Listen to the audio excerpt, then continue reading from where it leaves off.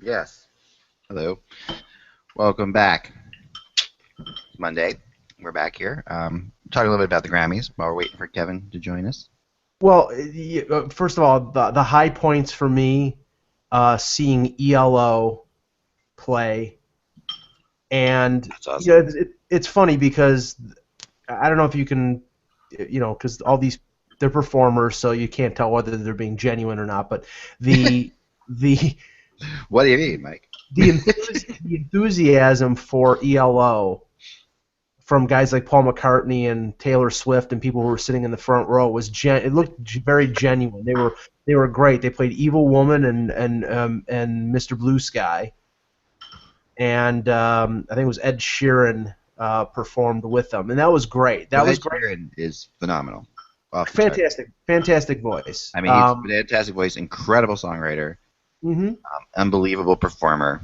And And he performed with John Mayer last night, which was pretty good. AC/DC was good if you like heavy metal, and I dabble. But like the low points was. How do you dabble in heavy metal? Just curious. Just wondering. Yeah, are you? You're kind of into copper. Not so much as Yeah, there you go. Yeah, I'm into pig iron. Yeah, no, I mean I like Judas Priest and a few other Iron Maiden, but anyway. But no, the low point was that attention whore Kanye West jumping up on stage again. Did you see this, Kevin, at all? No, I didn't. But I didn't see it. But I can't wait to hear the low point. So let's go. Mike, I always know you're going to get a low point. Yes, so. Mike's going to give us the low point. Yeah, and I don't remember if it was the Grammys or the Video Music Awards, but a few years ago he jumped on stage when Taylor Swift won an award and said that Beyonce deserved it. Well, yes, I remember this moment. This was a nice moment. This is one of those moments that makes you feel happy to be in the music industry. We are live, by the way, just in case anybody was curious. He sort of did that last night. It was a bad sequel to it. He jumped on stage when Beck won the Best Album and started to go for the award, and they panned to the camera towards Jay-Z and Beyonce, and they're like, "Oh no, he's doing it again!" And then he stopped. He jumped off stage. The guy is just it's like, I mean, it's not my type of music, so I can't really be a judge of whether he's great or not. But he just always is around and is always in people's business, and it drives me crazy. I just don't like him. So. Yeah, no, I think it's safe to say Kanye West is in people's business in bad ways. I think that's definitely safe to say. I would agree with that one. So, but ELO performing, man, oh man. Yeah, I'd go to see him in concert. They sounded fantastic. Were you an ELO fan, Kev? Yeah, for sure. Yeah, no, not hardcore, but for sure. So yeah, I missed all that last night. I knew it was on, and I thought, well, I should pay attention to that, and I just never got around to it. You decided to brush your teeth instead. I was too busy watching the Bruins Canadians to watch it live, so I ended up watching video snippets on YouTube and online afterward. And believe me, it was much better doing that having to live through the geriatric dance of Madonna and a few other things that were going on last night. Sorry to interrupt. We have a trade. You have a trade? Yes. Okay, give it to us, Josh. All right, I'm just pulling it up here. I just saw a trade alert. Is it involved the Panthers? Okay. The Sharks have traded future considerations to the Tampa Bay Lightning for Evgeny Nabokov. Okay, then. All right. Well, my phone's ringing. I might have to go actually write that. Let me check on that. And Nabokov is now going to retire as a member of the Sharks. Oh, so he's just retiring. So he's not. Okay, so it's not really a trade. So this is really not a trade, so to speak. It's a kind gesture. Yes.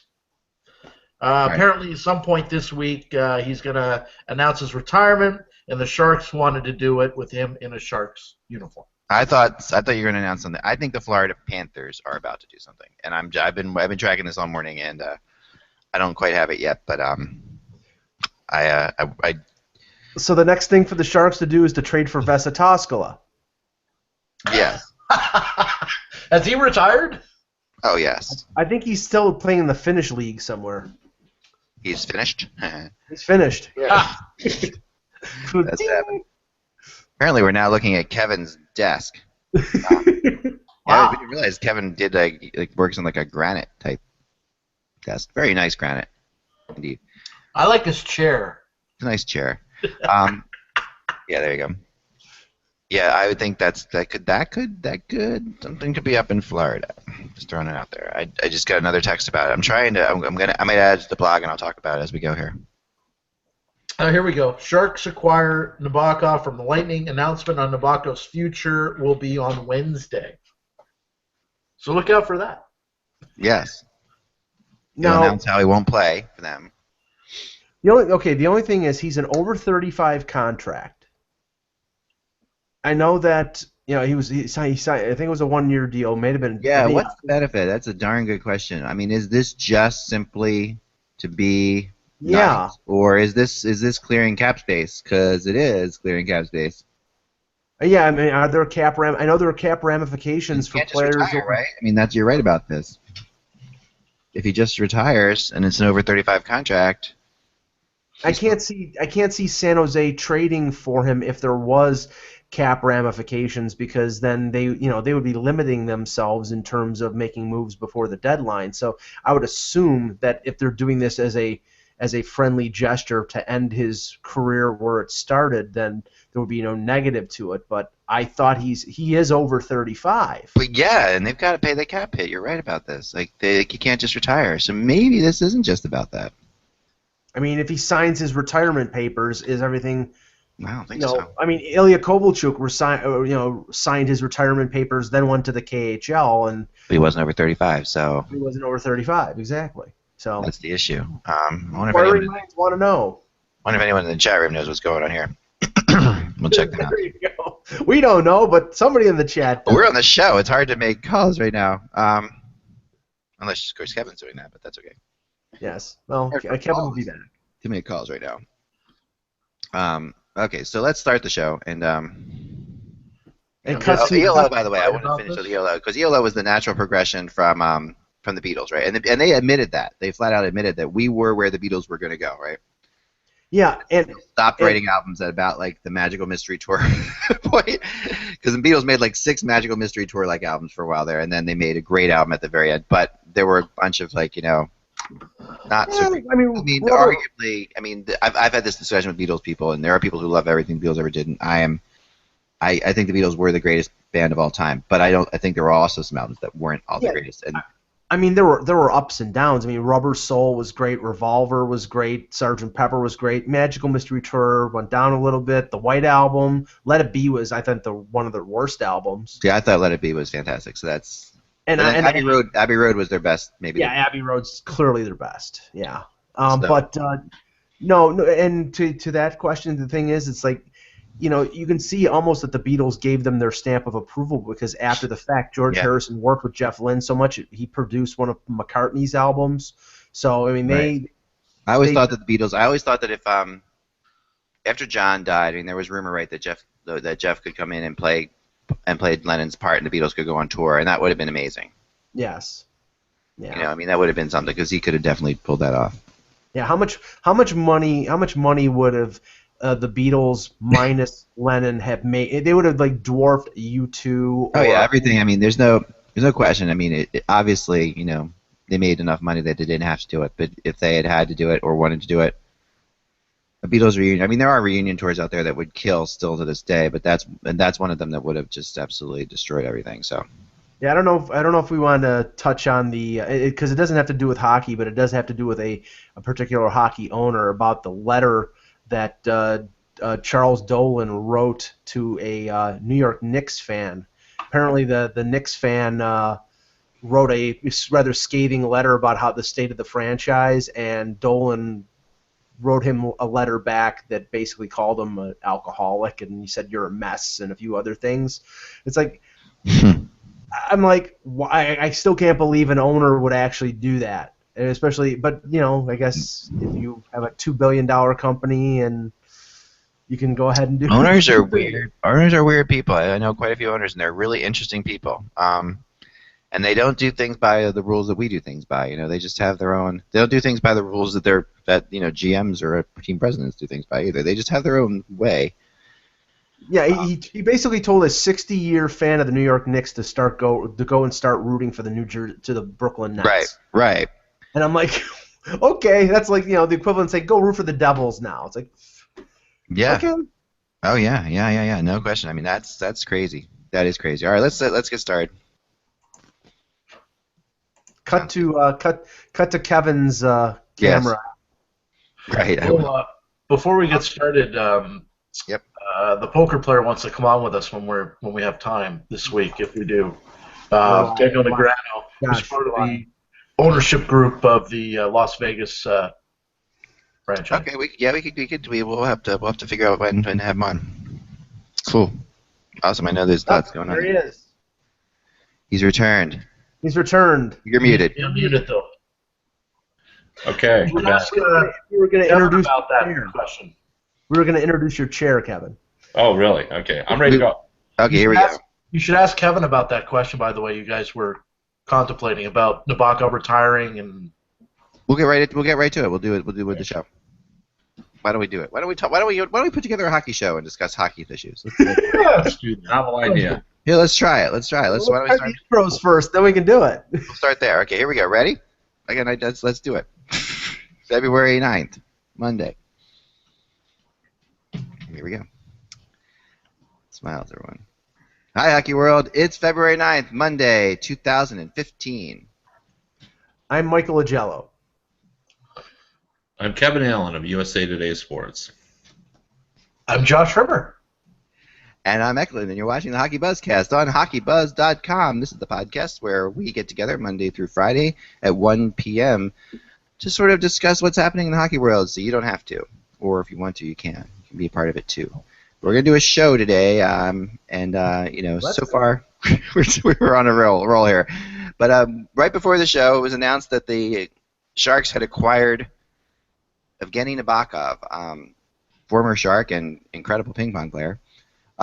They picked him up back from Tampa Bay for future considerations. Future considerations is a 16-year-old named Future who's skating in the OHL right now. But anyway, we'll talk about him later. But so this is a trade apparently. That wasn't funny at all. Sorry. This is a trade apparently to allow Nabokov to retire as Shark. But Kevin, we were talking about this when you were here. It seems kind of strange because doesn't he have over 35 contract, and isn't that make this a little complicated? Jeez, I hadn't even thought about that. Right? Because this is not just they can't just retire. I mean, or yeah, I think he's 40 or 41 years old. Yeah, so let me. Well, I don't think they have a cap issue in San Jose. Right. I mean, we'd have to look that up, but I don't think they have any issues there, and he doesn't have a big contract. Right. His contract is not. Let's say that's the San Jose. And I'll check it out. And it may be one of those situations where Tampa Bay just kept the money because he's only on a 1-year deal. Maybe that's it. There's got to be something else to it, I think, because so I think it's only a 1-year deal. Yeah, it's definitely a 1-year deal. So, Mike, do you have the cap numbers yet? Yeah, Nabokov is 1.5, and he's a UFA at the end of this year. Yeah. Right. So, I mean, Tampa Bay could have just said, look, it's good to let him retire as a Shark. He's certainly more well known there, and he can kind of go out with class, and he should. I mean, he was a solid NHL goalie for a long time. He's associated with the Sharks. He had some good runs with them. They didn't win the ultimate prize, but he had some fine seasons. And Shark fans, I'm sure have some pretty fond memories of Nabokov. So this is, these are the kind of things that are, just classy moves by teams. I don't think there's anything more to this other than that two teams are working together to do the right thing with Nabokov. Yeah, no, that's all it seems to be, and I'm sure there's got to. I mean, they can keep half the money, right? There's all different sorts of ways. The Sharks aren't really in a battle for in a cap situation, like you said. But you would think that they would want to keep money open because they are going into the trade deadline. So the Sharks. Yeah, I mean, it would be a little over $500,000 cap hit because he was already demoted to the minors, and $925 is wiped off with the him being in the AHL. Right. But if the future considerations is a player who's making $550,000, then it's a wash. So that might be what they do. That's if they do it now, yeah. Wow, I don't know. That's a good question. Well, we'll see. But that's where I want to start. I wanted to start here, Kevin, on your article today on the 3-on-3, the NHLPA issue, which is explain what's happening now. Well, I mean, it's not anything too dramatic. I think some people have taken it as that. But Matthew Schneider, I talked to him about it, and he is the special advisor to Donald Fehr, the executive director of the NHLPA, and he said players have some reservations about it. And first and foremost is when you get down to 3-on-3, those are going to be the star players that are playing that, and there's wear and tear issues that they have to think about. They represent the players, and when you cut down to 3-on-3, you're taking one guy off the ice, and there's more pressure. It puts more pressure on the top players. And also, he had concerns about whether or not this would actually translate as well as it does to the AHL. He points out that he played 2 decades in the NHL. He actually understands how it's played on the ice, and he's played some 3-on-3. And he said, hey, if coaches can play conservatively at 4-on-4, they can play conservatively at 3-on-3. And although at the AHL level we're seeing a series of counter-attacking 2-on-1 breaks or 3-on-2 breaks, he said that there's no guarantee it will work like that in the NHL because coaches are just very good at figuring out a way for those who need to get to the shootout, because there are some good shootout teams, that they'll be able to do that. And he had suggested last season a very logical suggestion to have tried it in this current season's preseason, so last September. He just said it would have been great if we could see it. And he pointed out that that players also had reservations about the hybrid icing, but once they saw it in action, they were for it. And he said, this could work out just like that. That once the players saw it, they may like it, and some already do like it. Obviously, the idea of 3-on-3. But he just said, look, it's not a slam dunk in terms of getting full support. We want to talk about it a little bit more. We'd like to see it in action. And the other key thing is, and this is really part and parcel of the way the Players Association is under Donald Fehr, and that is they want to survey all of the players and see how they feel about it. And they didn't do it last season because it was tabled by the general manager, and they didn't see any reason to do it at that point. And now that it looks like there is more traction to get it done by next season, then they'll probably survey players after the GM meetings in March. But one thing he did say, which it did sound to me like this was a line in the sand, was they don't want to go to 7 minutes. They don't want to go the AHL style, which has expanded from 5 to 7. They'd like to keep it at 5, and whether that's all 3-on-3 or part of it is 4-on-4 and some of it's 3-on-3. I mean, that's still to be decided. But he said players really did not want to make the game any longer than it is now. It almost sounds, Kevin, like this is a little bit of a quid pro quo. It's like, okay, we may give you the 3-on-3 for the overtime, but what are you going to give us? I mean, maybe that's the line being drawn in the sand. Yeah, I mean, there might be something to that, Mike. But I think more it's just the sense. He said, when they talk about it, the PA's executive board, he said they were split kind of down the middle about it. Some guys really liked it, and some of it thought, maybe it wouldn't be as good. If I had to guess, I would say this. Matthew Schneider knows the game. He's a player, and he knows the pros and cons. But I also think he has demonstrated he is flexible on these things. He just wants to be convinced. And to be honest with you, that's what I want from an administrator. I want a guy who has an open mind, that has their opinions, totally. But let's look and see how it works. And that's what he said. He said, maybe it'll just come down. We'll have to see it in the preseason, and and maybe we'll like it then. So, I mean, I don't see it as, even though I wrote the story, I don't see as them drawing a complete line in the sand on this. I just see the players group saying, not so fast. Let's just look at this a little bit. Let's not, just because it's working in the AHL, doesn't mean it won't work. But I think most of us still believe that we're going to see some adjustment that includes 3-on-3 next season. Yeah, I'm foreseeing Datsuk, Nyquist, and Kronval with a lot of open ice against Stamkos and whoever on Tampa. I want to see wide open ice and those skill sets being shown. I think it'll be exciting, but we'll see. There is some cool strategy into it. There is do you go with 2 defensemen? Do you go with 1 defenseman? There are some cool stuff about it. 3 forwards, the AHL. We've seen 3 forwards, not right. consistently, but we have seen 3 forwards at the AHL. You might as well go for it. I think that is the way I would do it. You might as well go for it. In my opinion, this game's gonna be decided one way or the other. At that point, go with your offense and try to score. I guess the one thing that it really does do, and I was watching a couple games over the last week and realizing that there are some, you have these players in the league that are just absolutely drop dead awesome in shootouts, that just are completely crazy good beyond anyone else. These guys are shut down, and it's amazing how we haven't seen yet. I can't remember a free agent period or a trade period where someone said, we're getting that guy because he's great in the shootout. We haven't seen that. I've never heard that mentioned by anybody. They'll mention that he's a good shootout player, but not like the driving force is to pick him up. And yet, when you consider it, there are players, who gain or lose points for their team in the shootout all the time, and that it really is something that makes a difference. The only time I've heard that is when there were rumors over the last couple of years regarding Brad Boyes, and Brad Boyes was very good in the shootout, and that never came to fruition. But I know that it was a factor when Pittsburgh picked up UC Jokinen from off of waivers from Carolina. Jokinen. Yeah, that was the first time I'd ever heard it. But then they let him again. They let him go, and they make good money. The biggest story regarding picking up someone simply for their shootout ability, and then it actually had a dramatic effect, of course, is when the U.S. Olympic team took T.J. Oshie. Yeah.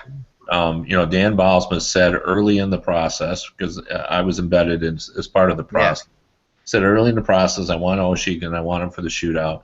And everybody agreed that at some point in an Olympic competition, there would be a need for a good shootout guy. And as we all know what happened against Russia, Oshie, became an international star, right? He's a folk hero. Really, and of course in the Olympics, you have the advantage of being able to let him go every time. That's a big difference. Yeah. In the NHL, so he's even a bigger factor if you can get a killer shootout player. Which is just an absolutely insane rule, I think. It is. I don't know how anybody thinks that's a good idea. Right. How could you sit there and think, all right, we're going to have a shootout, and it's a team competition. Why don't we let one guy be able to go continuously? Yeah, right. Now you've got a really contrived setup, as opposed to saying, okay, it's a team game. Everybody's got to go before you get it emphasizes the part of the shootout that everybody doesn't like. It takes the one that this is not a team game. The shootout is only 3 shooters, and it makes it even more so that way. Yeah, and I still think the shootout. I'm one of the few guys. I don't hate the shootout. I would like to see fewer of them. Fans like the shootout. Every survey says that. When you watch anecdotally, when you boy, that word's hard to say for me today. But when you watch fans during a shootout, they all seem to enjoy it. They talk about people leaving. Well, I've seen people leave overtime games in the playoffs. So people leave. Some people are nuts. So anyway, you watch. So I don't mind the shootout, but what I've never understood is why we only have 3 players. And the reason I don't like 3 is because sometimes in the middle of the second round, it's over. If the 2 guys on one team score and then the other guy misses, it's over. And there is a proven scenario for shootouts that we see in the World Cup of Soccer. This is a time-honored, world-endorsed way to end a sporting event. You have a shootout in soccer and it's 5 players. Why we just didn't do that right away, I don't understand. And the American Hockey League uses 5 players, so I know that they probably go 5 players because they want to develop the shootout skills of the players that they have down there. But you wouldn't think that there would be a difference between what the AHL is doing, what the NHL is doing. I mean, I know that the overtime rules right now are different because they're testing it out, but you would think there'd be some uniformity between the two leagues. Yeah, well, as much as I don't hate the shootout, I would like to see a lot fewer of them. I think they'd be actually more exciting. And I think that's what everybody's hoping the 3-on, and it is what the 3-on-3 will do. It'll create less shootouts, right? And that's that is definitely. I mean, I'm working on a story now that's going to prove that we need the 3-point games and that this is all ridiculous anyway. But yeah, I think that this is definitely. I mean, the NHL hasn't kept statistics. I don't think. I was trying to find a place that had the greatest shootout players. Like shootout statistics, all-time shootout statistics. They have them on NHL.com. Yeah, I looked for it. I couldn't find all-time, but I found this year and it's not. They still haven't figured out how to do it well. It's funny. It's split up into, at least where I found it. Maybe I'm wrong, but I'm sure someone will show me that I'm wrong. But yeah, there are certain guys who have just absolutely been so good at this that like if the Flyers had Brad Boyes on their team last year, they would have finished ahead of the Rangers and had first home ice advantage. Things like that. The Devils, if they had Brad Boyes one year, would have made the playoffs because they would have won a couple shootouts. And that's why I'm amazed that. That this has gone this way for as long. What I find most amazing is the star players, clearly the best player on the team who is not one of the top 3 selections. Guys like Ovechkin. I mean, Ovechkin is not good at the shootout. They don't use him as the top 3. Kessel is not used in Toronto as one of the top 3 in the shootout. He gets breakaways during regular play and he does well on them, but they don't use him in this particular situation, and then I find that interesting that those players aren't more. Yeah, well, this goes back to Wayne Gretzky, right? Not being a great breakaway player. But it's easily explained by the fact that part of greatness within the National Hockey League is being able to be great within confined spaces, and their ability to utilize everybody there as part of their scoring process. Well, you take away everything, and it's just them and the goalie. They're not as great because what separates them is they can do that. The Gretzky could handle a puck in a phone booth, and so that's taken away from him. It's the same thing with goalies. Like Dominik Hasek was tremendous on breakaways, but in shootouts, he wasn't so good. Well, it's because he utilized the back pressure that was coming on the shooter. He would read that the shooter could sense the back pressure, and he would adjust his game accordingly because that shooter knows he's got a guy trailing him. And later, the guy's going to catch him. So Hasek could factor that in, but there is no back pressure, obviously, in a shootout. It's a different scenario. So and yet, arguably, his if you don't count his Stanley Cup win, his greatest moment in NHL or international play was beating Canada in Nagano in the shootout, and he was right. Isn't that the truth? And I mean, the weird thing about certain things with Ovechkin or versus Gretzky, for example, so Ovechkin is a pure scorer. Gretzky was a pure playmaker. He was a scorer too, but obviously, what made, like you're saying, Kevin, I mean, what made Gretzky so great during the regulation part of the game is the space he would create, how he would make players around him better. Ovechkin's never been accused of making players around him better. Nothing against Ovechkin, but that's not one of his strengths. He's one of those guys who, at least I don't believe he does, but I think he does actually go out there and, and he's a sniper. He's just a flat-out sniper. He takes more shots than anyone else in the league. Usually, he's a shooter all the time, which is why the shootout thing with him is a little bit more, I think, baffling than it was with Gretzky or players like that. But it's always up for debate. Let's get into the Lundqvist injury a little bit more, because last we talked, it was being reported by Larry Brooks that he was going to be out for at least a month. Then it was shortly after that reported, no, that's wrong. He's going to be out for 3 weeks or more. I love that. It's definitely wrong. 3 weeks, probably a month. Yeah. Which is probably a month. Exactly. But now, Mike, what's the latest here? Because now it's actually gotten a little bit more interesting.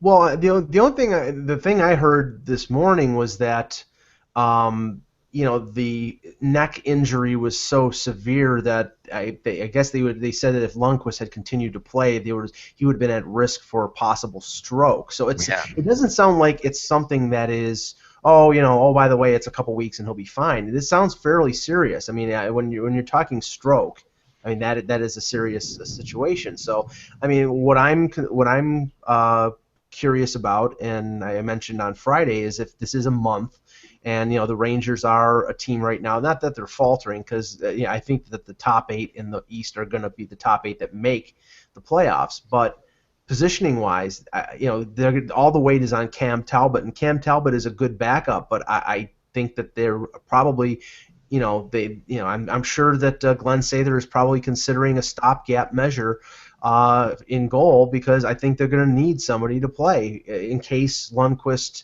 In case the injury is longer than 3 to 4 weeks. Well, I mean, you get to the point where if this is still a problem, I mean, the trade deadline is 3 to 4 weeks away. Right. So the issue with this is really uncertainty. I mean, it's the uncertainty. You have to get in, right? And then Cam Talbot is a good goalie, but what are the expectations of the Rangers? How far can they go with him? Do they need to make another move? Kev, what are your thoughts on this? Yeah, at some point you have to pay homage, and this is the hardest thing for people, fans particularly. You have to pay homage that this thing called the salary cap is not as easy to juggle as we want to believe. I mean, you can't, every time a guy goes down for 4 weeks, you can't say, well, they're going to have to make a move to shore up their defense. It's not that simple. It's a complicated thing. I don't think they will, but I will give Mike this. I think they'll watch it carefully, and if they've sensed, within a week of the trade deadline that this could be more serious, because I agree with Mike, it sounds, serious, but you can't play with a 4-week injury and bring a guy in when you're already faced with a cap situation where you're not even going to be able to bring all your people back. It's not that simple, and giving up assets. I remember we brought up when Rene went down. Should they get a goalie? Well, I said then, short-term injuries, and this is still right now being projected as short-term injury. You cannot react in a salary cap world by bringing in players. It's just that simple. It's nice for us to talk about, but in the world, it doesn't work. But they'll take a look at it, I'm sure, with a week to go. Yeah, they have time. I mean, if 3 or 4 days before the deadline they go over the medical evaluation again and they don't know when he's going to be back, then they're going to have to make a move. I mean, the only thing that's different here and granted, there are similarities between the Nashville situation and the Rangers, because I think if Lundqvist doesn't come back, any realistic chance of the Rangers winning a Stanley Cup is over with. Just like I think if Nashville, if Rene goes down again, that Nashville's not winning. But Nashville has Rene right now, and Carter Hutton does have experience, whereas Cam Talbot I think has 25 games of NHL experience, and you're basically throwing things down the chute if Lundqvist isn't there, and you have the time, and maybe you don't have a lot of cap room, but guys like Enroth or guys like Enroth's 1.25, right? So he's 1.25. Enroth is. That's not. I mean, but then again, Enroth has no playoff experience at all, right? So you're throwing. I mean, you have to find. I mean, where Neuwirth is 2.5. Okay, that's a lot of money, but he has playoff experience and has actually performed pretty well in the playoffs. Budaj is another one who's really cheap, played in the playoffs, right? But I think you'd have to look, but I think the Rangers are right close to the cap number, and if they are, that means salary in, salary out. Yeah. The prorated salary doesn't help you if you're cap rigid. Right, I'm looking at the Rangers right now, and I know they are close. You're right, they're tight. They have like $700,000 according to Cap Central, right? So. But you're going to have to. I mean, but you're going to have to put Lundqvist on LTIR if he's out for a month, and that buys you some money back on that. Some room, but it will if he's out long enough for sure. Yeah. Right. And the Sabres, the Sabres are probably going to be very accommodating in terms of if they're going to get an asset back of taking salary back, because that's a way for them to get more things back. I mean, so they could eat up to $600,000 of Enroth's salary if they wanted to get a deal done, and then you're talking about sending a 13th forward or a 7th defenseman down to make room. I wanted to touch base on something else I wrote about today, which is I was talking to a lot of people over the weekend trying to get a grasp on where things are rumor-wise, and And always one of the common things that comes up all the time on the show as well. We can make a better deal at the draft, so we're going to wait to make a better deal at the draft. And that is definitely what teams will tell you who are in the spot where they are, they're up against the cap right now, or they're, trying to win right now, or, that kind of situation. But what happens if a team, and this was what was broached to me about a rumor that somebody had heard, that the Arizona Coyotes had interest in Phil Kessel. All right, so what happens when a team when two teams who aren't in it right now, are looking forward, and there's no, the cap space is suddenly not an issue, but they're really looking for a deal that, Arizona is looking for a star to bring in, a kind of player like that, and Toronto is looking to change paths perhaps. I heard that there's some deals like this being discussed right now that it makes this trade deadline a little bit different, that there are so many teams that are far out of it that we might see something like this. Kevin, is there any thought on your heart? Well, I think all of us have sort of said that's plausible, particularly with the injury situation with Evander Kane. Right. For example, I think it actually would make some sense for Kane to be dealt, for example, to the Carolina Hurricanes. Right. Where Don Waddell is there, and he's the team president who knows Evander Kane well. But the only problem with that scenario is, and I recognize this right off the bat, is you're trading a guy that there could be auction bidding, and then you're eliminating all the teams. Like it's hard to argue against that. You make your best deal in the summer when everybody can be involved. You just have more suitors. So Could Arizona get Phil Kessel? Well, if I was Toronto, and trading Phil Kessel is never going to be easy because he is a high-priced player. In addition to having his cap hit, I think he's making $10 million this season. For example. Yeah, it's front-loaded. Yeah. So that's an issue for the Carolina, for the the Arizona Coyotes. The $10 million hit prorated is an issue on a team. Right. But if you could convince yourself that regardless of whether it's the summer or the spring that he's going to be difficult, and you see a possible fit that you really like, then sure, why not? Listen to it, and if it makes sense. However, you always risk having your fan base say, well, you didn't wait and see what all your options are, because nobody who's in contention can take a player of Phil Kessel's contract. Because, obviously Toronto wants young players, and you're not going to take that player off the speaking of Phil Kessel, though, and I want to bring this up because I was going to write a column on it and I didn't, but I would love to get Mike's take on this, because my original thought was that I would not trade Phil Kessel if I was Toronto, and the reason my thought was that is that I looked at his numbers and I compared him to the top players in his age grouping. I even looked at Sidney Crosby, I looked at Patrick Kane. And lo and behold, and this shouldn't surprise anyone, he's in the neighborhood of those players. He has been a consistent goal scorer. Even in a disastrous season like this year, he's going to end up with good goal-scoring numbers. And, we don't have a lot of consistent goal scorers in the National Hockey League. And he's still a young man. He's 27, I think, right? I think that's right. Yep, 27. Yeah. And he's still a young man. So in 3 years, he'll still, in theory, be in his prime. And the minute you trade him, you're looking to replace him. Now, saying all that was my theory. But I actually got a hold of someone who knows Phil really well. And I talked to him at length. And his argument, as much as he admires Phil and likes him, it'd be best for everybody if they did trade him. And his argument is that Phil's personality is such that it will always be difficult for him to exist in Toronto. That he, even if things were going well and he scored, 40 goals and 50 goals and the Maple Leafs were contending for the Cup, the media is going to want to talk to him. He's always going to be uncomfortable in that role, and he would be better off in an Arizona, a Carolina, a Nashville, in a place where they had limited media exposure. He didn't have to speak on a regular basis, and he played no role in the leadership. And his argument, and he knows him well, is not that Phil is not a bad guy. He's just a shy guy who doesn't crave the spotlight. So I've kind of changed my opinion based on just one guy who I knows him well, and his thought was that Phil would be better off for him personally if he was dealt.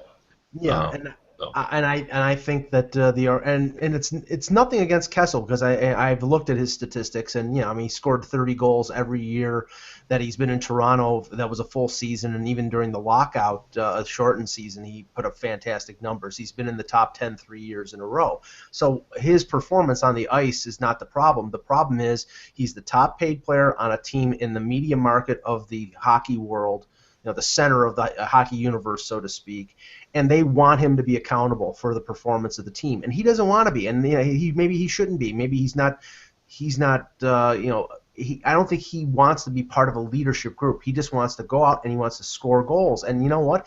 There are players in the league like that, and teams need goal scorers, and that's why I don't think it's going to be tough if Brendan Shanahan and the organization wants to trade Phil Kessel, that it won't be tough for them to do so, because I'm sure teams like Arizona, who have a tough time scoring, would love to have a guy who's a guaranteed 30 goals every year. But as you said, Kevin, they're going to want young assets back. If they made a trade with, say, Arizona, I'm sure the name Max Domi is probably going to be part of the deal. Maybe a first-round pick.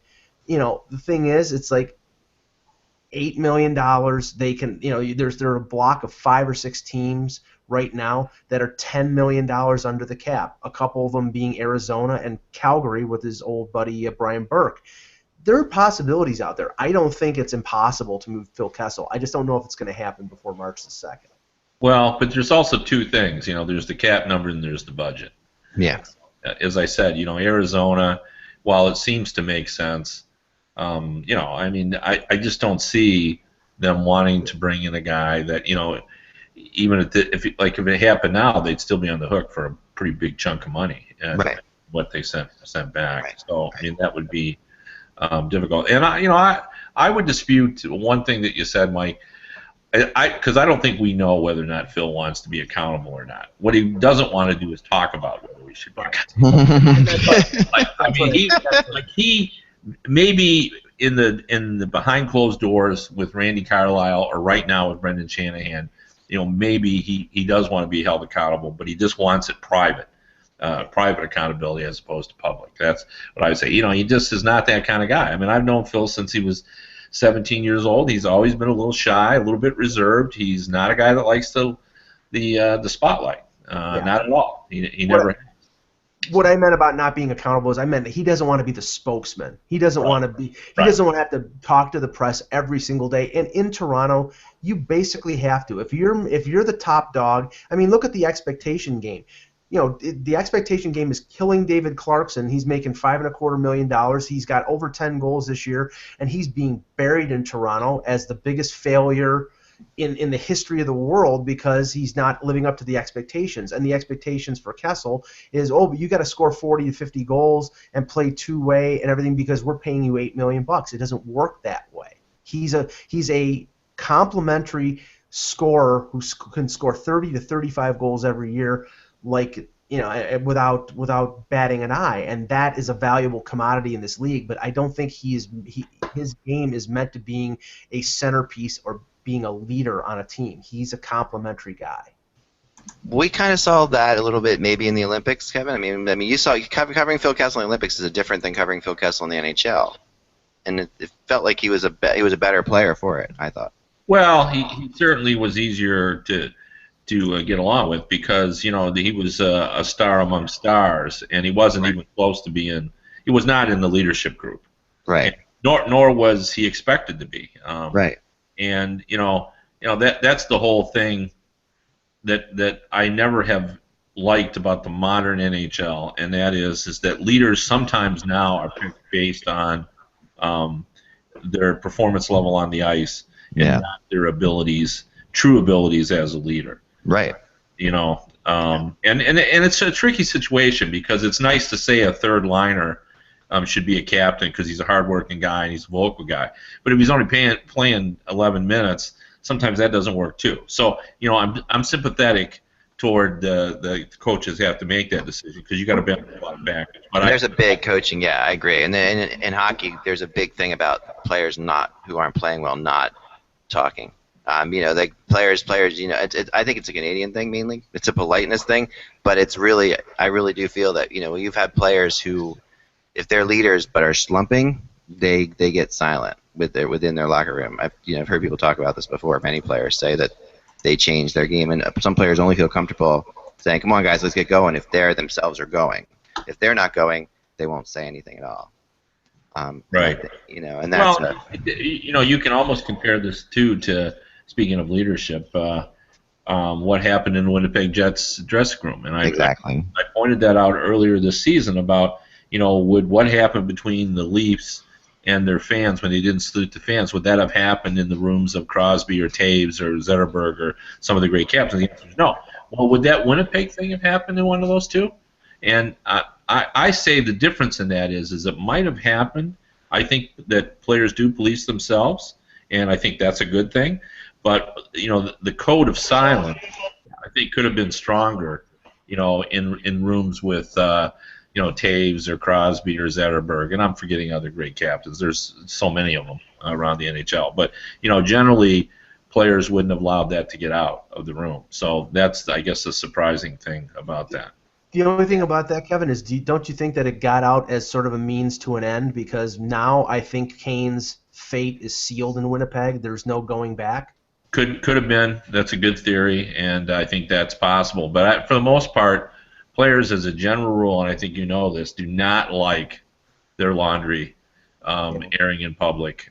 So maybe in this case you're right. Maybe they decided that as a group. But for the most part, they're all pretty careful on that, and so that's kind of interesting. But the Phil Kessel thing is still fascinating to me because the minute they trade Kessel, they'll be desperate to try to find a goal scorer like him, and they're very, very difficult to find. Yeah. That's why. This is the irony of this. The reason they got Kessel is because Burke says you can't get players like this. Right. So they went and got one, and now they may have to move them. See, I not quite right. I do think one factor here, and I grant the point that in 3 or 4 years when the Leafs may be ready to contend again, that he'll still be 30 or 31 and still be an effective player. But I think that the mindset of the Leafs right now, there are rumors out there right now about them shopping Tyler Bozak. Tyler Bozak's 28 years old, around the same age as Kessel. The reason that they may be shopping Bozak is because they have Nazem Kadri, who's basically the same type of player that Bozak is, but he's 24, and they want to sign Kadri to a long-term deal. So they think, well, in 3 or 4 years, Kadri will be 28, whereas Bozak's going to be 32. The age factor and how much they're paying these guys is something in the minds of the Leafs organization right now, and I think it might be a factor with Kessel and with Phaneuf because right now and in the summer they can get something for these guys when they're 27 or 29, but when they're 32 or 31 and they're on the downslope, then they won't be able to get rid of them, and they'll be stuck with the $7 million and $8 million salaries. Well, the way you stop that is you don't sign those guys to. Right. I say that facetiously because you have to sign them then if you want to be able to keep your stars because that's what they look for. But here's a thought as well. Now, because I've given some thought to this too, I might trade Kadri, and the reason is I think they need to change the temperament and the reputation of this team, and to me, Kadri seems like a type of guy that could be troublesome. Like he's a little bit rebellious, and I don't know. If I could get a player that of the same age grouping, of the same magnitude, I think I'd make that trade. And Kadri has a reputation of being his own biggest fan. If you get my drift. Yeah. Well, he's the one who's compared himself to Tavares and all that. Yeah. We remember that. And I think that, and he does sort of represent. Yeah, I think at least in what I sense from Maple Leaf fans, like all that's wrong with the Maple Leafs in some ways, and there would be a symbolism to moving him that would be helpful probably to them. A sense of displaced entitlement, which I honestly, and I'll give. Which it might not be fair, but it might not be completely. Yeah, it may not be. Yeah. But that exists. The perception is sometimes reality, especially in certain markets. So that's. And I'll give you the name that if I was the Leafs GM that I'd be targeting, and I've said it many times, is Ryan O'Reilly. Yeah, no, but then again, he's had his own little run-ins there. He's not exactly, the poster boy for fun with management. I mean, Well, his is old school. It's money. It's money, right? That's true. Like because when he's on the ice, he's great. Like nobody holds money arguments against players. Right. Like management doesn't, fans don't. I mean, this is just the way it goes. Right. So I think it's completely different, and I thought Mike summed up Kadri pretty well. The sense of entitlement, and I think you were right when you say right or wrong, because we don't really know what's ticking inside his head, but yeah, the perception oftentimes is reality. And if you're doing a do-over, you can't trade everyone, but he's a guy that I might consider moving, but only if I could get a guy who was in the same age bracket who could do or has potential to do more. Right. Or the same or more than Kadri. Right. One thing I wanted to touch on today before we go to some news, Josh, and some maybe rumor charge stuff here as we go. And then, of course, we have to pick who's going to get the draft today. So we got a lot to do in 10 minutes. By the way, that's become my favorite part of the show. I love that. I'm with you. I'm completely there. And just absolutely love that. I've got a lot of people who've been the same way. They love it. It's so the there's a team in the West that I think is lying in waiting as a really big sleeper to go to the Stanley Cup Finals, and it pains me to say it because I have been burned by this team so often, but it is the San Jose Sharks. And I just have this. I'm telling you, somebody sent me this statistic that was insane, and this shows you all you need to know. And this does summarize the San Jose Sharks in many ways. That they are, when facing teams of 500 or better, 22-11-5. When facing teams below 500, 6-8-2. All right, so that's a 20. So they're 22-11-5 against teams over 500 and 6-8-2 against teams under 500. That tells you a lot. I mean, this team's in the playoffs again right now, and they've got now there's talk about maybe Tyler Kennedy being on the move or something like that. I wouldn't do that. I wouldn't do that in a second if I was the Sharks, because I think Kennedy is the kind of guy you need in the playoffs. I really do. I think the Kennedy's underused there, but I had this mindset last year, just before the playoffs started. I fully bought into this is the year of the Sharks. They're under the radar. I invested heavily in my fantasy playoff pool, and up 3-0. I was feeling like I was on top of the world, and then reality set in. I will never put in a bid for another San Jose Shark in a fantasy hockey pool ever again. But I don't know. The quality of talent is there. I just don't know whether they didn't make any changes, and it's the same group. So I can't buy in until proof is in the pudding. Let me see, but I'm not. I don't believe it. I don't know. Kev? Well, we all know that I've had a Sharks problem. But I've admitted it, and, I've tried to come clean. I've tried to stay away. But even at the start of this season, what did I say to everybody? I said to everybody, the Sharks are still out there, and they're still a pretty good team. So, are they capable of getting hot? Why not? And he's a pretty solid goalie. He's not a great goalie, but he's very consistent, and he's good, and he gets the job done. So, I mean, it's possible. Like, I wouldn't list them among the favorites. I love the Blues and Blackhawks a lot better. Mm-hmm. Pekka Rinne is better than Niemi. So, but I don't dispute that. I want to bring up a sleeper though in the East as well. Okay. And that is the Detroit Red Wings. Like, nobody's talking about them. And when I give this stat, it stuns people, but no team in the NHL has lost fewer games in regulation than the Detroit Red Wings. Wow. They've only lost 12 times in regulation.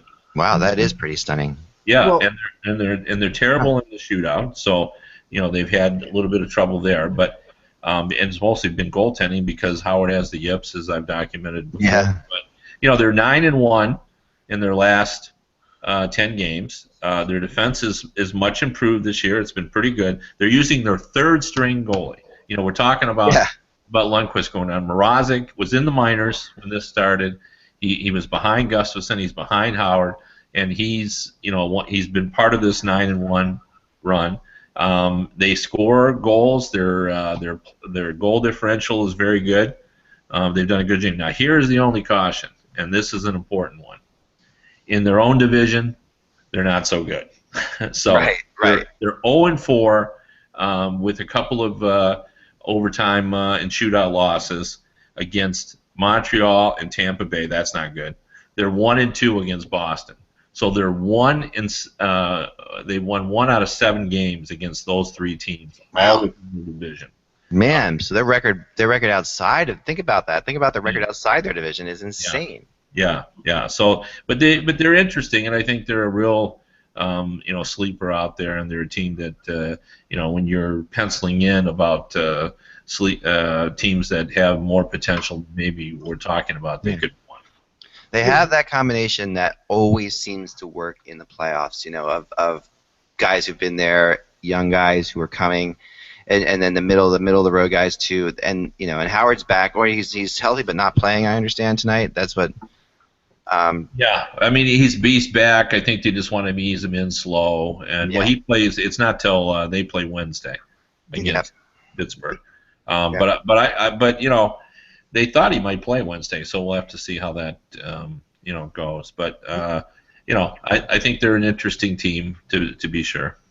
The only thing about San Jose, I'll agree with you, Ak, is the fact that they have to be the happiest team in the world that LA is 5 points out of a playoff spot right now, because if the season ended right now, they would either play Vancouver or play Calgary, and they'd probably be favored in either match, and then they would have a chance to go further. I mean, it's weird because this weekend showed the old rivalries, the old teams that always give other teams trouble. Boston could not beat Montreal last night. Dale Weiss scores a goal. Carey Price plays like Carey Price, and Boston can't beat them. And then Chicago and St. Louis on Saturday. St. Louis is one of the best teams in the league, but they cannot beat the Hawks.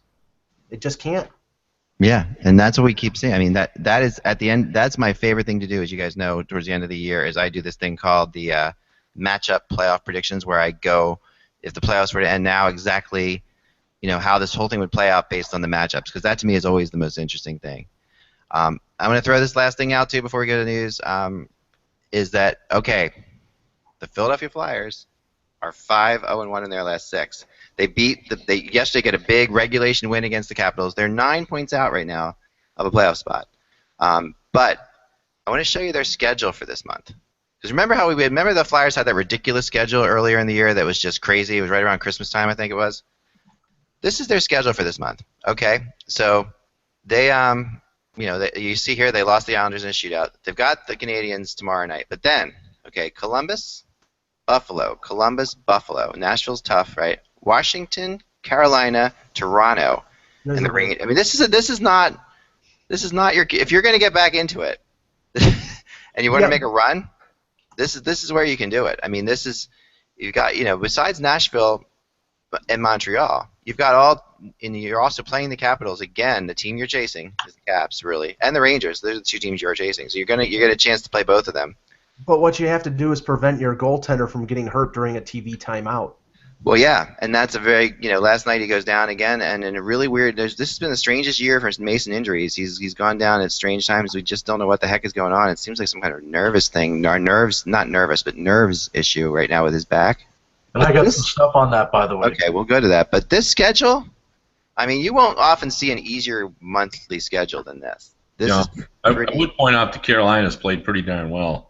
6-2-2 in their 10 and 9 points. That's a lot of points to come. Oh yeah, I don't see them making the playoffs. But if they ever had it, I mean, the one thing if you want to find a saving grace for it is that they have this. They've been on this run. They only lost 1 game in their last 6, and that was a shootout loss. So they got a point, and they have a chance to go on a run here. So. And Columbus has played very well, in spite of Bobrovsky. Oh yeah, Columbus plays the Flyers well, particularly. That's a team that matches well. That's a team the Flyers don't play well. So that there is that. But you get 2 games against Buffalo in 5 days. That doesn't hurt you. No, that's a good thing. Although they reached up and bit Montreal. Oh yeah, which they've done a couple times this year, and they've had some issues with that. So what do you got, Josh?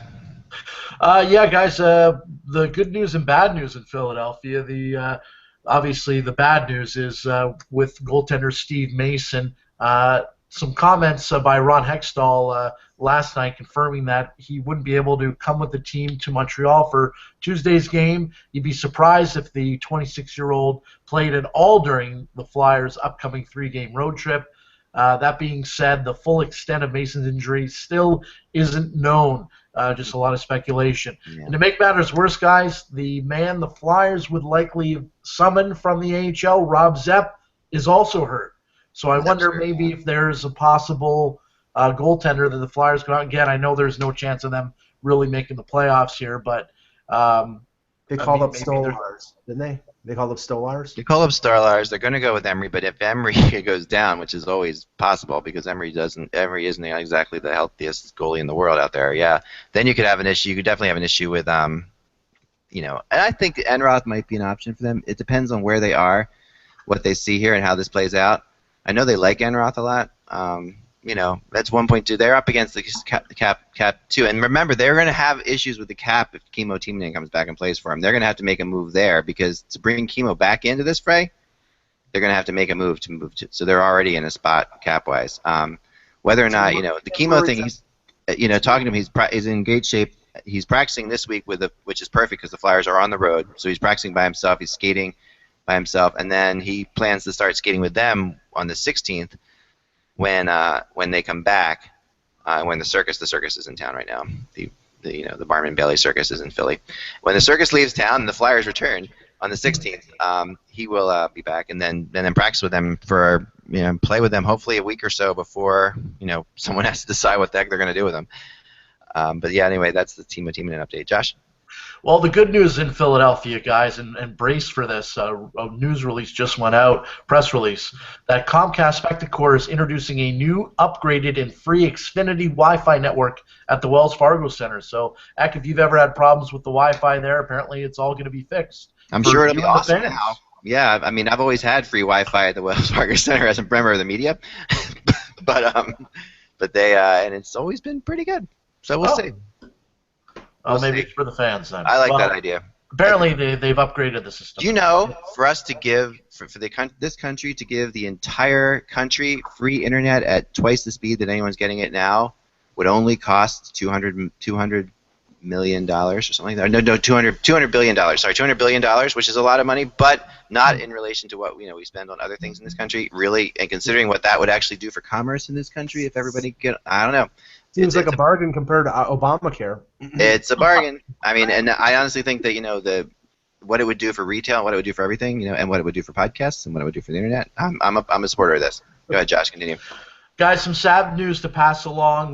Claude Ruel, who coached the Canadiens to the '69 Stanley Cup, died today at the age of 76. Ruel had 2 stints coaching in Montreal, the first in '69 when he was the 11th head coach, and then again in '79 when he took over for Bernie Geoffrion and led the Habs to a first-place finish in the North Division. I was too young to remember him, but I know my father knew him as my father worked for the Canadiens, so a lot of nice things said about him. Yeah. Moving on, no word on if Mike Fisher will have a hearing or if he'll be fined, which is more likely. I don't know if you guys saw the video or not last night of Mike Fisher giving Eric Gabranson the I saw that below the belt. I hope his family can afford it. Yeah, I was just I'm sure Kerry will pay the fine. I think he'll be all right. I think more likely a fine than a suspension because they've never really suspended anyone for spearing anyone in the in the junk. Let me get that out of the ATM. Okay. Yeah, he'll be all right. And that's basically it for news, guys. All right, good. Let's go to the big, everybody's favorite part of today's show, the NHL Draft Simulator. All right, NHL Lottery Simulator. This comes from NHLLotterySimulator.com. I'm going to give them the props for this, and I always like to do it before I show it to you guys so I can get nice things. So I'm going to run a simulator now. Remember, so far we've had winners of the Hurricanes, the Senators, and the Leafs. The Senators and the Leafs. The Sabres have yet to win this thing. Today's winner is... Come on, Blue Jackets! Here we go. The Carolina Hurricanes. So the Hurricanes have won again. This is their second. They have a 9.5 chance of winning the lottery currently, as we sit here. But they have won this. The Sabres have yet to win this. The Oilers have yet to win. Well, they're due next one. You know, one in 5. So. Yeah, right. 1 in 5. They should. So this is So the Hurricanes now have won this twice. The people in Carolina will be happy to know. Heck, I'm gonna have to get the drum roll ready for the next one. Yeah. All I'll say is this: I'm all for the Hurricanes getting star players because I want another Stanley Cup party down there because that was fun. That was the tailgate of all time, and I still I'll never forget eating all the great food outside there. It was the first Stanley Cup. More than one star player though, heck. What was that? I said they need a lot more than one star player though in Carolina. Yeah, but it's just, you got to start somewhere. So I'll they got some players. They have some players coming up too. They're not as desperate as some teams. No, they aren't. They aren't. They're not as desperate as Ottawa, Toronto, Arizona, Buffalo. I mean, come on. Yeah, they'll be. I think they would totally embrace, and Connor McDavid would probably love playing there. Everybody I've talked to who's played there loved playing there. Yeah, absolutely. People stay there, and they'll buy out Semin, and it'll be. They'll be back. They need Skinner to stay healthy. They need Skinner to stay healthy. Yeah, they'll be back for sure. I agree. Well, that was a great show, guys. As always, remember to check out Kevin's stuff on USA Today. Lots of good stuff there. I got to give you a quick call right after the show, Kev. I got a question for you. Yep. And then of course Mike you can find on Hockey Buzz with all of his great Leafs articles, and Josh you'll find here with news every day. So remember, guys, without the buzz, it is just hockey. Talk to you soon.